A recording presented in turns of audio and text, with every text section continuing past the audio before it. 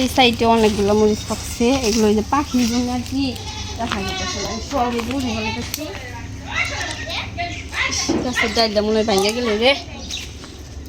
এগুলো আমি বিসি থেকে আর কি গাছছিলাম, বিসি থেকে একটা মরিচ গাছ নাই যে মানে মাটির মধ্যে অল্প কিছু মাটির মধ্যে বিচিগুলা সরিয়া প্রতিদিন একটু করে পানি দিছি আর কি। এগুলো মরিচ গাছ কি সুন্দর হয়েছে। তারপরে এগুলো গাছছি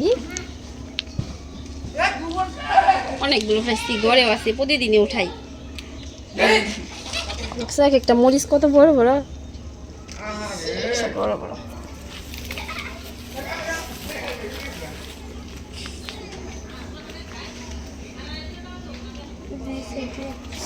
অনেক মরিচ আসছে।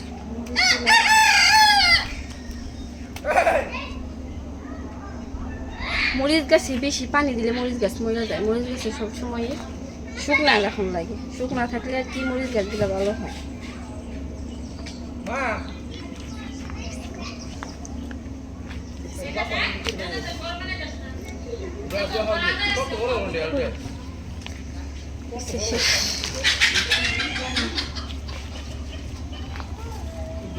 আমার এইসব করতে আর কি ভালো লাগে। মরিচ গাছ, বেগুন গাছ, এগুলো আমি গাড়ি, এগুলো আমি বাজার থেকে কিনা খাই না, এগুলা আমার নিজের হাতে একদম অরিজিনাল।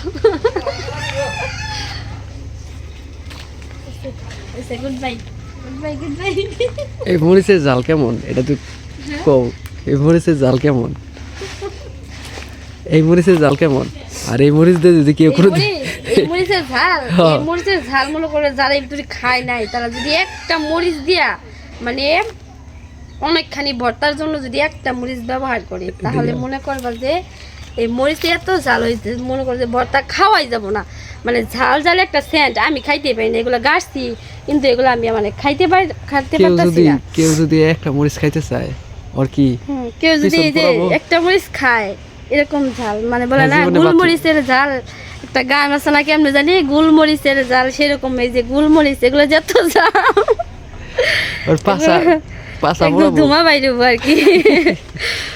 ধুমা না, এটা যে ঝাল। এই যে আমি এগুলা খাই, অল্প অল্প খাই, মানে একটা মরিচ দিলে আমার পুরো তরকারি হয়ে যায় এগুলা। সেই জন্য আর কি অনেক আসছে তো খাই আসার পারি না, এই জন্য আশেপাশের মানুষও আসে যে এখান থেকে নেয় আমার কাছে চাই, আমি দিই বইলা দিই। যেগুলা কিন্তু প্রচুর ঝাল, অল্প করে খাইতে হবে। মরিচ ওটা জানি কি দাও আশেপাশে মানুষের করজো, ওটা কি কয়? না না না, এমনি দিই আমি।